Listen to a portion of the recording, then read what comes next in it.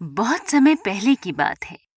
एक साहूकार के 7 बेटे और उनकी एक बहन करवा थी।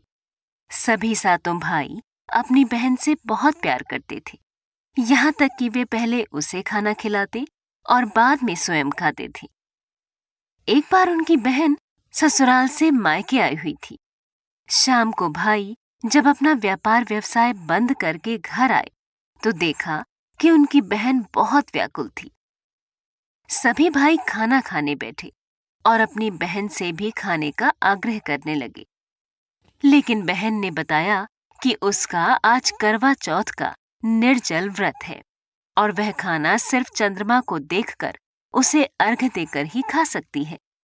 चूंकि चंद्रमा अभी तक नहीं निकला है, इसलिए वह भूख प्यास से व्याकुल हो उठी है।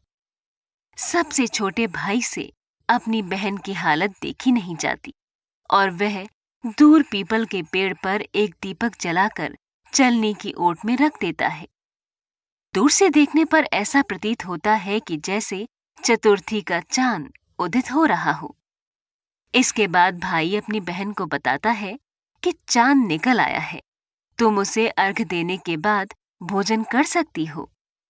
बहन खुशी के मारे सीढ़ियों पर चढ़कर चांद को देखती है, उसे अर्घ देकर खाना खाने बैठ जाती है। वह पहला टुकड़ा मुंह में डालती है तो उसे छींक आ जाती है। दूसरा टुकड़ा डालती है तो उसमें बाल निकल आता है और जैसे ही तीसरा टुकड़ा मुंह में डालने की कोशिश करती है तो उसके पति की मृत्यु का समाचार उसे मिलता है। वह बौखला जाती है। उसकी भाभी उसे सच्चाई से अवगत कराती है कि उसके साथ ऐसा क्यों हुआ। करवा चौथ का व्रत गलत तरीके से टूटने के कारण देवता उससे नाराज हो गए हैं और उन्होंने ऐसा किया है। सच्चाई जानने के बाद करवा निश्चय करती है कि वह अपने पति का अंतिम संस्कार नहीं होने देगी और अपने सतीत्व से उन्हें पुनर्जीवन दिलाकर रहेगी। वह पूरे 1 साल तक अपने पति के शव के पास बैठी रहती है, उसकी देखभाल करती है।